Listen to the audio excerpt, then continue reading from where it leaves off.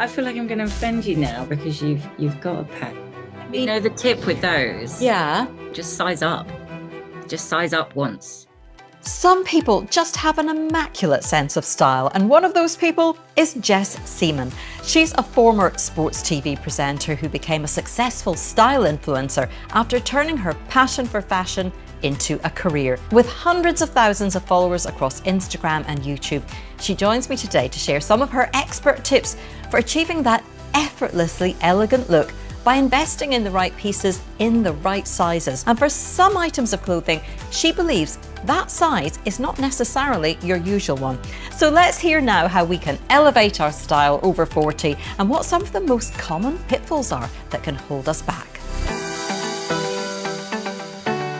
Jess, it's good to see you, and needless to say, you look stunning, just so chic. Bless you. Thank you. It's lovely to be here. So thank you for asking me to come on and have a little chit chat with you. Oh no, it's my absolute pleasure. And I did have to think more carefully about what I was going to wear today. So I played it safe in black t-shirt. You don't have to think like that with me at all. Well, and it's too hot today to be super stylish. It's just boiling out there. I know, even in Edinburgh, it's warm. No, but last time I had a style expert on the channel. She was a vision like you. She was in this beautiful white shirt. And I was wearing a multicolored stripy tank top, right, with a black bodysuit underneath. So you couldn't even make my arms out against the dark room behind me. And it was just a disaster. So I'm trying to redeem myself. Camouflaging yourself somehow. Well, I mean, it does look like you have been a fashion guru forever, but that's not actually the case. So can you take us along the path that led to you being a top style influencer? So I remember being about 7 years old and wanting to be a TV presenter. It was always what I wanted to do. Sending my tape out, and all of them would refuse me. I'd always get refusal letters. Eventually, I got a hit and someone gave me a chance on a really quite bad TV channel called Live TV. I remember it. But in actual fact, in terms of the back end of it, it was a brilliant, brilliant training ground for if you want to work in TV, you kind of just got through into everything. So you would have to do your pieces to camera while pressing the auto cue with your foot, changing the camera, writing your scripts, doing some editing. So it was a great training ground.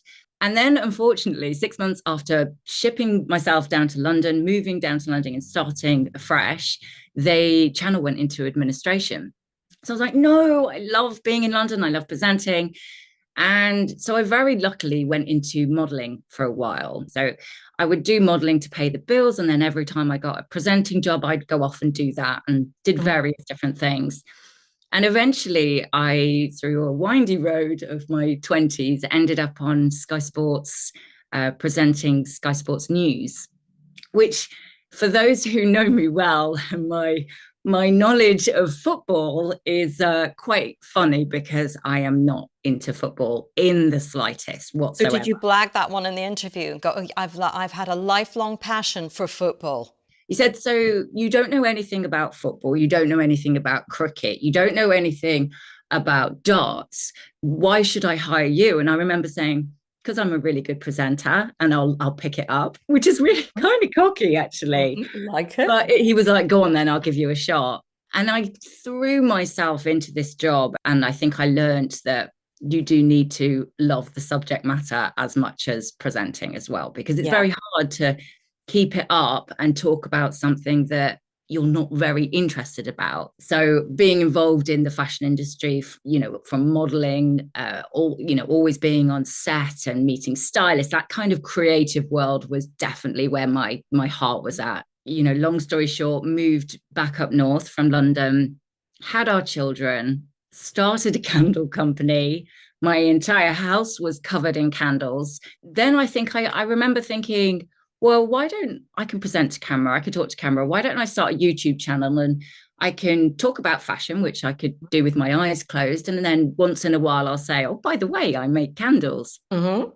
Very quickly realized no one was particularly interested in my candles. They just want to hear about my love of fashion and tips about how to put outfit ideas together. So that's kind of how it started, on a weird and winding kind of road.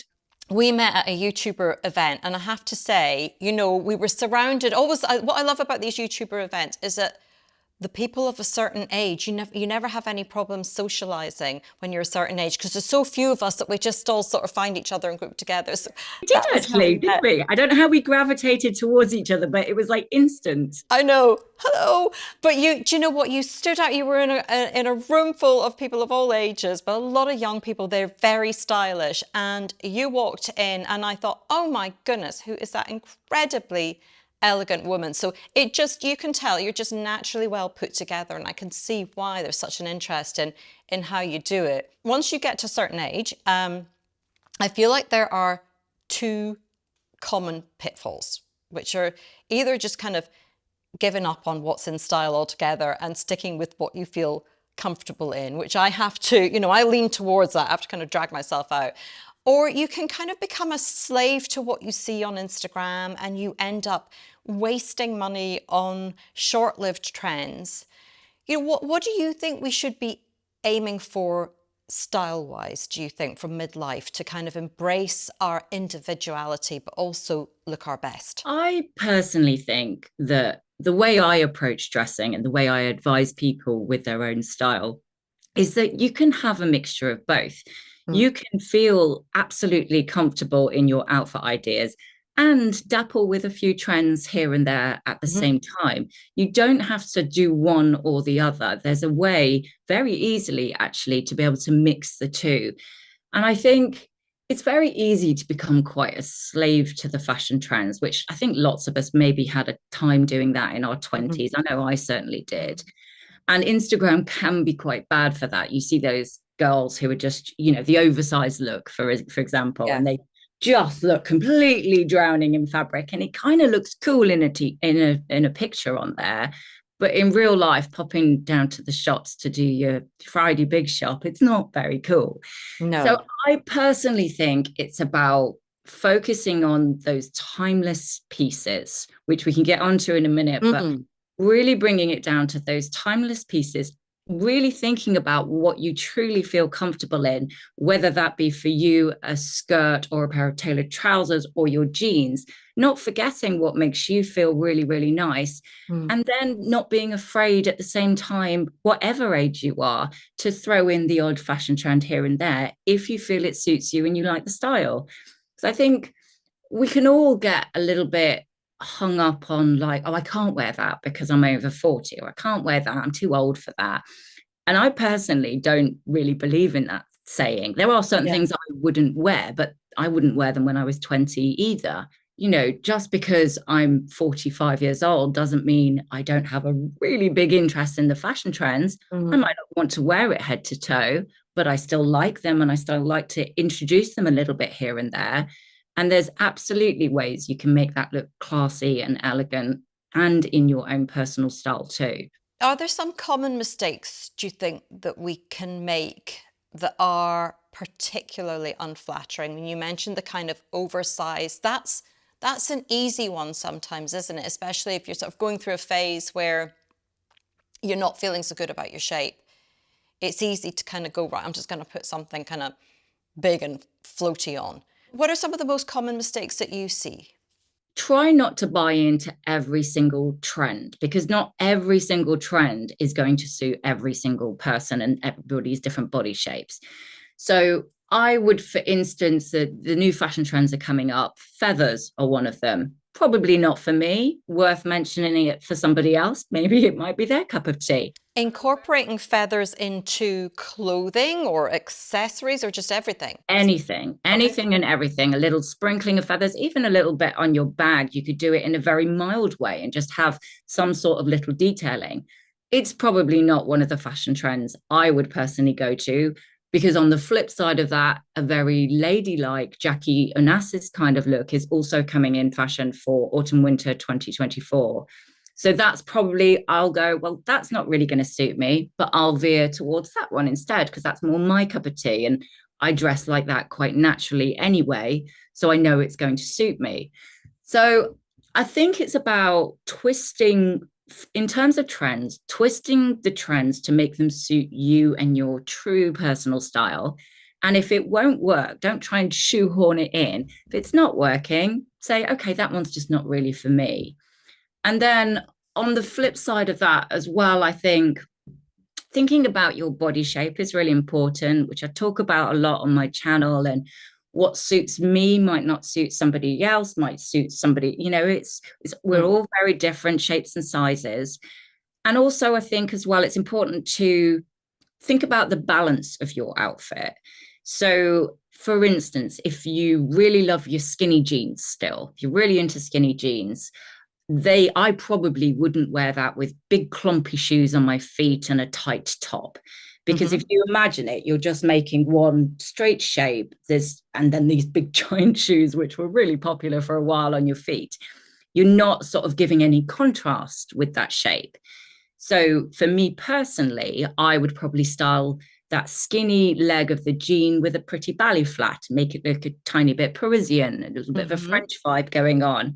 I'd probably add a belt, give my waist a bit more definition. And then for contrast to that skinny, wear something a little bit bigger on my top half and a billowing pretty blouse rather than anything too tight, so that you're thinking about that contrast, that high-low approach. I think that's an easy way to twist things on their head to make them work better. I don't believe there's any right or wrong in fashion, and I really dislike those videos that are like, don't do this, do this, because it might actually work for somebody. It might be how they like to style an outfit. But I like to give people an option of, if that isn't your cup of tea, maybe try it like this. Well, I mean, I went through years of wearing the skinny jeans, and that was just like my wardrobe uniform. And then all of a sudden they were out. And I remember getting into the car with a friend to give her a lift to the restaurant we were going, and she was like, "Oh, you've still got skinny jeans on, they're gone now. You've got to wear the wide leg trousers and all the rest of it." And I thought, well, do I? But over time, they've definitely been phased out. Is that a fashion crime, the skinny jeans now? Because a lot of people still wear them and look great. A lot of people do. And to be honest, I think I'm personally not really reaching for them at the moment. However, I think if they really suit you, and again, it harks back to what you feel comfortable in, if they really suit you and you feel really nice in them, wear them. Ignore what is on trend or not on trend, because that is obviously your personal style. And anyone who says, "Oh, they're out of fashion, why are you wearing those?" it's just nonsense. They make you feel good. You can bring the rest of your outfit up to date with the other elements you add in, and sprinkle I don't know, a khaki jacket that's going to be big this autumn, winter with your skinny jeans. So you're giving a nod to the trends with your item on your bottom half that you feel really comfortable in. I just have a thing against that kind of, I don't like a kind of pretentiousness in fashion and that too cool for school kind of vibe. I think fashion for me it's individual, it's original, it's everybody should be exactly who they are and be free to be exactly who they are and how they feel comfortable. And that to me is when people look their absolute best, when they're wearing what they love and they feel nice in. I do like the idea of a capsule wardrobe. I find myself wearing a few things that I love over and over, and not getting too worried about being seen in the same thing all the time, or the same style of thing, like, little white t-shirts or whatever. I mean, I'll wear them all the time. Are there some things that you think, particularly thinking about midlife onwards, are there some few little gems that you think we should all have in our wardrobe, or some kind of variant of in our wardrobe? Probably for the last 10 years or so, I've become a wee bit obsessed with blazers. I find them absolutely amazing for just suddenly elevating an outfit, whatever you're wearing. Even if you're wearing like your gym, you've just done your workout, you've got to do the school run, you've kind of got a hoodie on and a pair of leggings, throw a blazer over the top, and suddenly you've made it look like a quite intentional, cool outfit idea, very simply. So I have got a fairly healthy collection of blazers in my wardrobe now, and I absolutely love them and never underestimate the power of a good blazer. I also think invest in a really high quality, simple white t-shirt or black as well, if you Mm-hmm. particularly wear a lot of black. A great fitting pair of jeans is an absolute staple, Yeah. which is not easy to find. I know a lot of people have a lot of trouble finding a pair of jeans, Yeah, but absolutely. like we said before, wherever they may come from, even if you found them in the supermarket, really, really doesn't matter. A great fitting pair of jeans is just that, and they will see you through. I like to have, I mean, if you were keeping it really, really condensed, I like to have a nice cotton shirt in my wardrobe. And then on the flip side of that, something a little bit silky in terms of a blouse. Mm. And then maybe just, I mean, I prefer to go for midi skirts. Sorry, I'm just looking at my big, massive wardrobe behind this screen. Oh, I would love to see it. You have to Oh, turn the camera well, around at some point. it's a little bit messy right now, so I daren't even turn the camera around.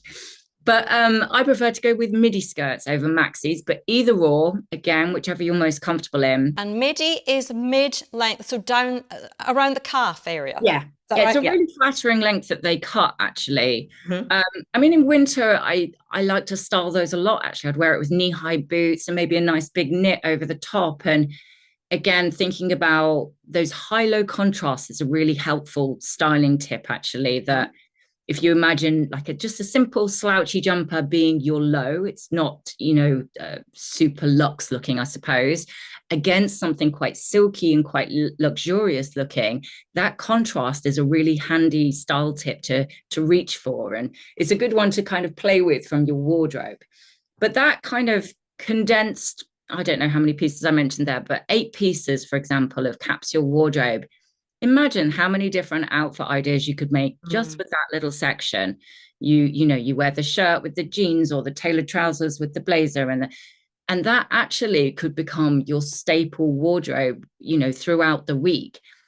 Then once you've kind of got comfortable with that capsule wardrobe, you can just add in pieces as and when budget allows, or you see a trend that you really like, and you can dapple in the trends here and there. But I tend to spend the most of my budget on those staple pieces. Yeah, that And makes then a I lot of would sense. Yeah, and then I would save on the fashion trends. So I'd try and pick up a bargain from somewhere on a Mhm. fashion trend. It's going to go out of fashion probably more than likely 6 to 8 months' time. Not going to spend a lot of money on it, but I would save those pennies and buy the nicest quality blazer I could afford, or a really high quality t-shirt, because I'm going to wear those on rotation. The white shirt that you have on today is stunning, and it reminds me that you just can't go wrong in a white shirt. I need to invest in more of these in my wardrobe. On the flip side of that, I wear a lot of black, and somebody did say to me that they felt that black was quite aging. Do you have any view on that? It's one of those old fashioned style rules. And Mm-hmm. again, a little bit like any kind of snobbery in fashion, I'm not keen on those kind of fashion rules, because I think it's so different for everybody. Yeah. I wear black. I like black. I like black in summer. I've got a few really pretty black summer dresses. I mean, it's a little bit like we never wear black and blue together. Black and blue is one of my Mm-hmm. favorite color combinations. I love it. So I try not to delve too much into those fashion rules, because Yeah. we're all individual. And what I mean, I think your skin tone looks lovely with black. I don't think it's Thank aging. you. There was me fishing for the for the Well, compliment. you've got it. You look Thank lovely you. in black. Thank you. In the bag. Yeah. So, yeah, I think they say a lot. And I think you have to take a certain amount of it with a pinch of salt, and just kind of go, okay, thank you for your opinion. I'm going to do what I like anyway. Yeah. Yeah. I don't buy into too many of those rules. And coming back to the blazer, I have quite a lot of kind of tight, quite fitted blazers. And I never seem to find, I see other people in those kind of more relaxed, kind of 80s, a little bit of a roll up style. I You mean, know, the tip with those, yeah, you know what you need to do? Just size up. Just size up once. size up with the fitted ones. Yeah, well, even a fitted, all of my blazers are a size up, all of them. Oh I gosh, very, right. very rarely would go for one true to size, because I don't. See, again, I don't need the shoulders to fit perfectly on the seam. I quite like it to just sit a little bit lower. It makes it feel a bit more, just a bit more relaxed. I suppose quite French style, actually, just like a throw Yeah. on blazer. But you can still look elegant with a throw on blazer if you haven't gone extreme oversized. Um, I mean, I don't know if, can I grab something to Yeah, please do. Yeah. So this is one of my absolute favorite blazers. Right. It's just plain navy, really nicely made, really beautifully tailored. I went a size up with the 40 and it just fits in the most perfect. It just has that exact thing, that slouch, little bit kind of sexy in a way, actually, Hmm. which is bizarre for a blazer, but it's got a little sexy French edge to it, which Suzanne do very well. And that blazer I would literally wear over the top of almost all of my outfit ideas. But a sort of default setting for me would be maybe in springtime, a tank top, a blazer, great pair of jeans, and a belt. I mean, it doesn't have to feel, or it certainly shouldn't feel overdone. You don't have to overthink it, but just having that one element of a beautifully tailored blazer with a very, very simple outfit of a vest or a t-shirt and jeans suddenly makes it feel really well put together. Can we see that on, Jess? Would you mind? Yeah, I'll show you on. Oh yeah, I see what you mean around the shoulders. Now you see, I would have gone to the store and thought maybe that was a bit big because but it looks great on you. What I tend to as well, I don't know, it's just a bit of a Hmm. style habit, I suppose. I always shimmy the sleeves up to Yeah. the elbows. I feel uncomfortable wearing it just so. So Hmm. it's a bit more natural. Push up the sleeves. I mean, people will say, how do you get them to stay up all day? I don't know if I've got fat arms or something, but they never seem to come down. So, but you can use a little bit of elastic to hold up the sleeves. Hmm. Um, but I just think that looks really relaxed. It looks Yeah. casual, but it still feels elevated at the same time and feels elegant. So Yeah. I've actually got this exact style in a couple of different colors because that's the other thing. When you find a style and a fit that really suits you, it's worth when you can, when budget allows, or when there's a sale or whatever, invest in another color. Because I think it's one of those pieces that it's not easy finding the perfect shape. So when you do, it's worth going, okay, do you know what? I'll go back to the same style and I'll get it in a Yeah. different tone. That's a great tip because I thought I was going to have to deliberately buy a kind of something that was made a little oversized, but in my size, to be able to wear the like the hoodies and so on underneath, because the ones I've got are just too tight, they're too fitted. So just buying something like that, but in a size up. Perfect. Something quite masculine looking is quite helpful as well. I'll just show you this one other one I've Uh-huh. got. I think with blazers, you could either go down that route of say like Reese are particularly Mm. tailored blazers. They're very sort of when they've given it a bit of a waist kind of action. I think that can look a little bit too not twee, that's not the right word, but it feels a little bit restricting. Well, it's a Reese blazer that I have in black that I mean, it's very kind of very well made blazer, but it's quite restricted, like you say. It's pretty tight. It's a tough one with them because their blazers are beautiful. Yeah. They are Yeah. beautifully made, really, really high quality, but they're all so tailored, there's no movement Yeah. there. They've all got Absolutely. very dipped in waist. Whereas somewhere like so the Suzanne one, or this is from COS, actually. Can you see that clearly? Cos. Uh-huh. I love COS, and they're a little bit more androgynous looking, a little bit more masculine. Again, I sized up with this one, and this is probably a bit like the navy, one of my most worn blazers because it just works with everything, literally with everything. I mean, that is one particularly that comes up quite big in itself. Then you've going to size up as well. I can get a hoodie underneath that and Mm. make a super super casual outfit feel a little bit more put together. Mm-hmm. I know the oversized look isn't for everybody, but I think it's like a little sprinkle of it here and there. Just one size, not going silly, can actually make the world of difference. It can actually Yeah. make you feel like you're creating the look you had in your head.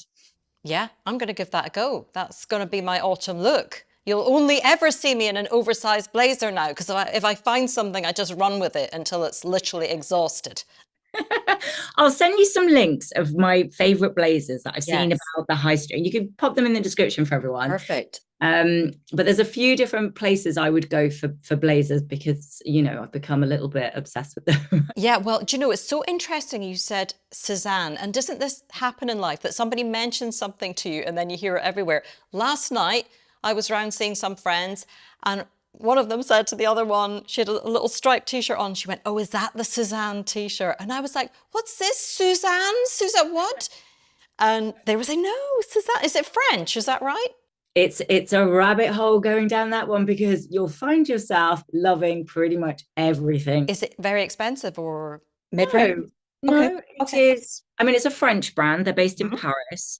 Um, but I would say the prices, if it was here, I would say it's like high end of the high street. Okay, Kind of, I mean, often actually it's a little bit cheaper than Reese in okay, terms of you know, cost per item.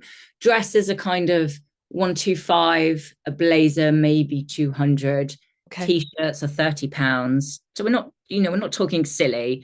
And the quality is amazing. Quality is Right. beautiful. And Okay. everything's one of my favorite brands actually, but everything's got it's practical. It's what you need. It's the perfect blazer, but it's got a little bit of a French twist. And I just love that little, you know, Jane Birkin sprinkle Yeah, within absolutely. within those outfit ideas. Well, I want to do something a little bit fun just now. I mean, we talked about skinny jeans already, but you know, there's some things that the fashionistas are just, that is so wrong. And then somehow they make a comeback, and I never know where we are with these individual things. So, first of all, Uggs. I can't stop wearing them in winter. Every year I go, I'm not going to wear them again this year. And then the chill comes and they're straight back on the feet. What do you think about Uggs? Oh, I feel like I'm going to offend you now because you've got a pair. I'm unoffendable. It's just as well. In living with three boys in my home, I have become Well, yeah, unoffendable. I So know go that for it. feeling. They just tell you like it is, don't they? Absolutely. I don't have any Uggs. I don't wear them, Mhm. but that's not to say I don't like them, and I do get the practicality of them, and they are ridiculously warm for your feet. However, it annoys me that everybody I ever see wearing Uggs, they've slopped at the back. So if you watch someone from behind walking in Uggs, the back it just goes down into the inside of your foot. They look really sloppy. No one can quite walk straight in them, and they Mhm. just end up looking a little bit too slouchy for Okay. me personally. Yeah, well, you've put me right off. This might be the Really year that they go sorry, into the. but I do get it. I get it. They're warm, and sometimes you just want to be warm. Yeah. But I really liked. And last year I bought myself some like snow boot type things. So Uh-huh. I got the same theory, but they had like leather around the foot. So I think if you've got a little bit more support around the foot, you're not going to get that really sloppy. People just look like they're Yes. slopping around in Uggs, and Yes. it's hard to look elegant in that. Yeah, I think that's fair. And I was actually looking at little snow boots the other day. So this could be the year. I'll send you the picture if I go for it. Yeah, do. How about Crocs? Oh, I've got a crop. son who lives in Crocs, but I've got him the ones, they're not the standard ones. They've got the kind of white trim. They almost look kind of trainerish. My boy, my youngest, Mhm. is obsessed with Crocs. And I know it came back round again. Everybody's wearing them again. I personally don't wear them, and I probably wouldn't, but I see again the practicality of them. I think they look cute on kids. You know, when they're Yes. dinky Crocs and what is it they say? They put them into sport mode or whatever, and they feel really, you know, cute in them. And I get that, but I mean, I'm actually funny about anything that's super round toed. I just don't find that Yeah, very it's not that flattering. flattering. Yeah. Like even I've got a pair of ankle boots that I wear in winter that are kind of round toe, and I always feel much more elegant and elongated when I wear pointed instead. So I kind of think it's about keeping the line of your, if you know, if you want to sort of lengthen yourself out, keeping that line running down to your toes. If you've got a pointed shoe, it keeps the line running all the way down to the toe. If you've got quite a heavy, like Crocs are really heavily round toed, Yeah. it just kind of stops in a clump of shoe. And it's very hard to make that line feel seamless all the way down. So probably for that reason, I don't really wear Yeah. them. Oh, that's fair. Sandals with socks, which at one point would have been a huge no. I mean, when we were kids, my sister just used to lose her mind over my dad appearing with his stick white legs and then the socks and the sandals, but he would not take those socks off. And then one day he was shaking a Sunday Times style magazine at her a few years back and saying, they're in, you know, are they in or out? I actually really like that look. And I know that's probably not a popular opinion, but I tell you my favorite look. And it kind of was in fashion, maybe when I was sort of 20, was a thing about wearing high sandals, like nice going out shoes, open Mm-hmm. toe, with pop socks of some description. Mm-hmm. But the pop sock, I can show you my foot, needs to finish just sort of as your calf begins. That's the most flattering point to have it finished. Okay. You kind of shimmy it down a little bit. And I've seen a resurgence of that back on the catwalks again Mm-hmm. for autumn winter. It never really goes away with the big fashionistas because they love that look, and I really like it. I think it looks cool. Um, Right. but yeah, I've got some sparkly pop socks that I would wear with my sandals. Um, but it's not for everybody, I know. But I know the look. I can see the look, and I'm inspired to try it because sandals with a heel hurt my feet. So that might actually just be the practical and stylish solution. give it a go. And if it makes you feel good, then there is no harm in trying. I absolutely agree. Yeah. And I think it looks quite cool. Certainly when you wear something a little bit shorter, it sort of takes away from it possibly feeling a little bit too glam or a little bit too tight. It gives it a kind of cute edge. I think that's what it does. It adds a bit of cuteness to it, which tones things down. And I prefer to twist those shorter dresses in that manner. That, for instance, I would never wear a short dress with high heels. I'll always wear flats or sandals with a short dress, but with Okay. a long dress I feel comfortable wearing heels. um Yes. I think it's just again about trying to get that balance right, so it doesn't I hate feeling too glam, and Yeah, I sort of know what just you mean. getting a bit of a contrast there, I think is a good thing. My final one is pajama suits because I can't, I mean, I know they're not called that, those all-in-one silk. No, when people actually look like they're wearing silk pajamas, it's a look. And I saw somebody just the other day.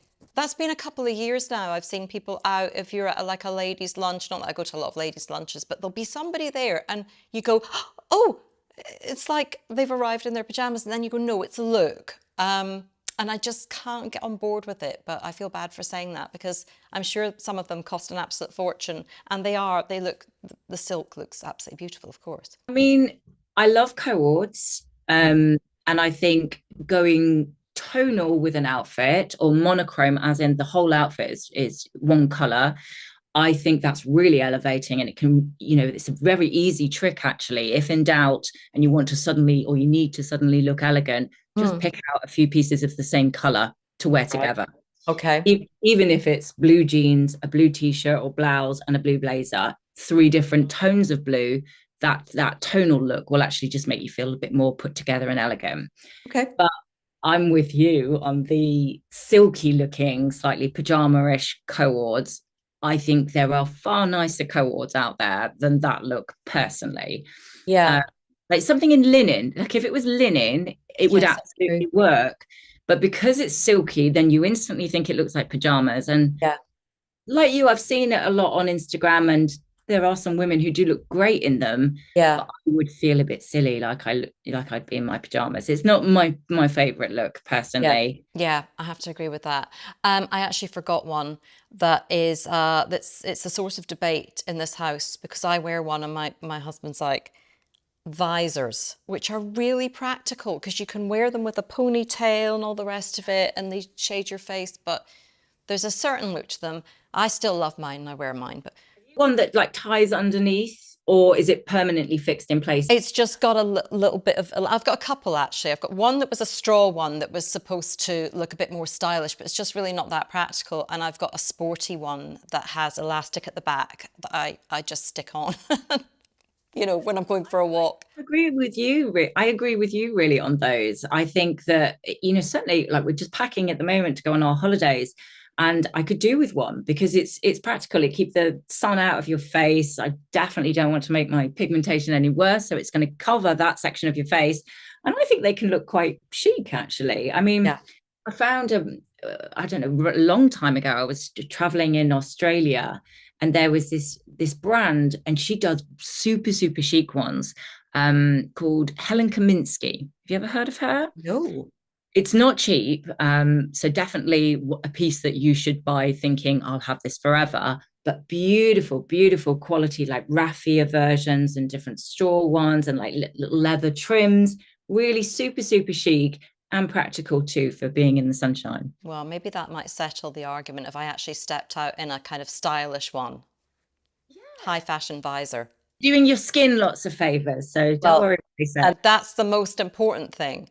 Um, I was going to ask you about skincare because, of course, you're known for fashion and so on, but are you kind of big on skincare and treatments at this point in life? I mean, I love all my creams and potions, and obviously in this job, I'm very lucky to get sent a lot of things.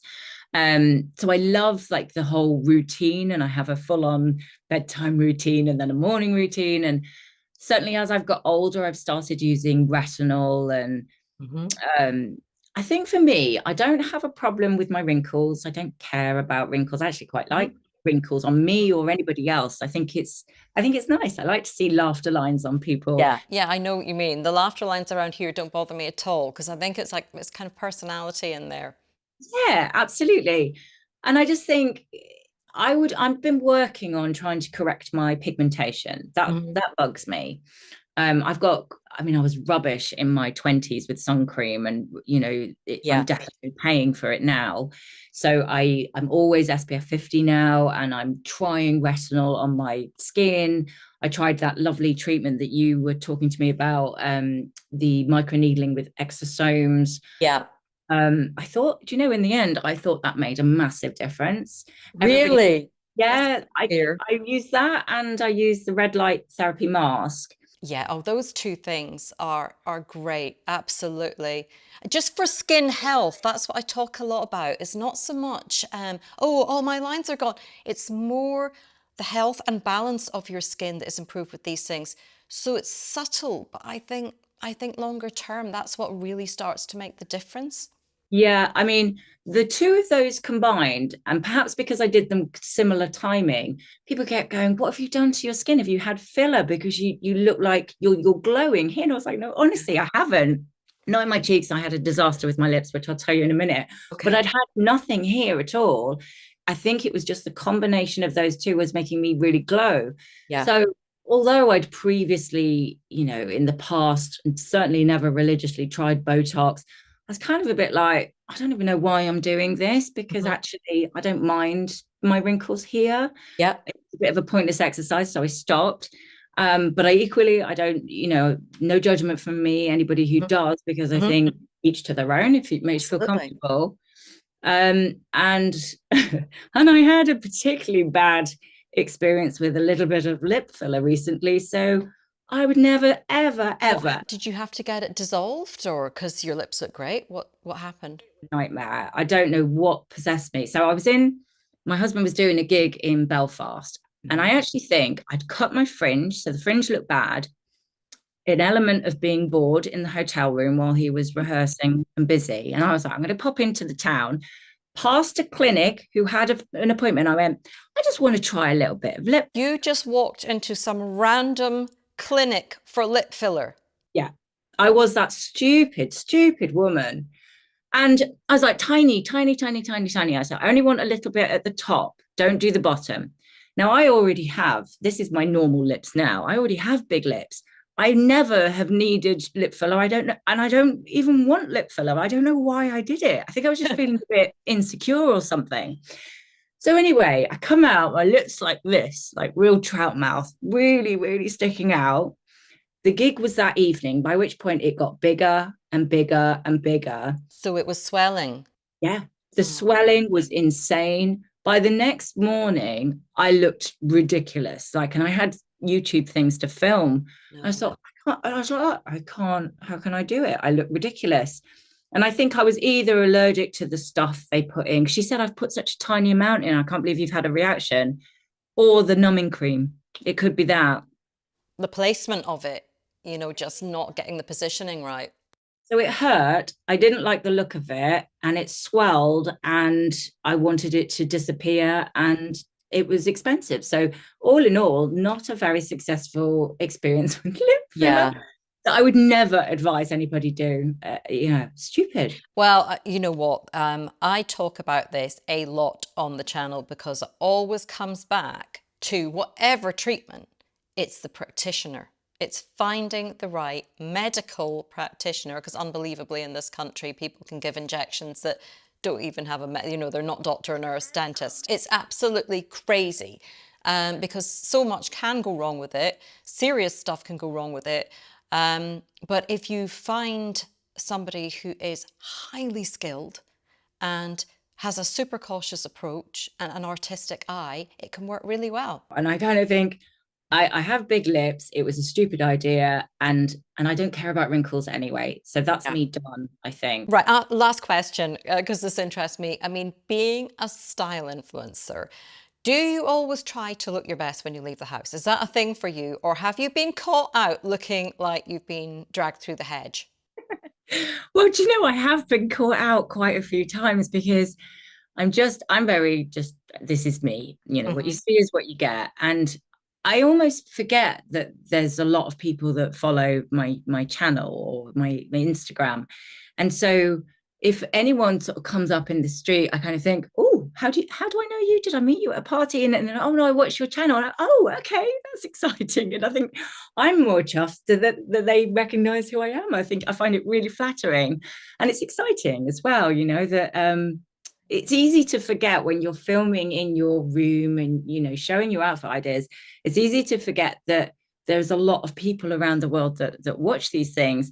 So yeah, I'll pop out in all sorts of manner of things. If I'm just popping to the shop for a pint of milk or something, I've got my hair on my head and a pineapple, and bump into someone. They go, oh, I watch your channel. And you go, oh, I do normally dress better than this, honestly. Like, you've just caught me at a moment. It's just one of those days. I was having an off day. But yeah, I really should correct that. But you know what it's like. You just got to sometimes throw something on and pop to the shop.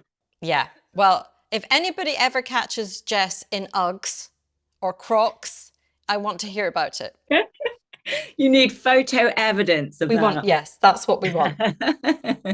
I'll send you a picture of my snow boots instead and see if I can sway you onto those, because I think a little bit of support around the foot really can work wonders. Good. Well, thank you. Lots of great tips for us there, and so many more tips to find on your channel. So I hope that folks will go and take a look at that. And thank you so much for your time today. I've loved it. I could just carry on chatting all afternoon. It's lovely having a girly chit chat. So thank you so much for having me on, and hello to everybody if you've seen me for the first time. Well, hope to have you back again, Jess. Thank you. I'm going to link below to Jess's Instagram page and her YouTube channel so you can follow more of her expert tips if you haven't already.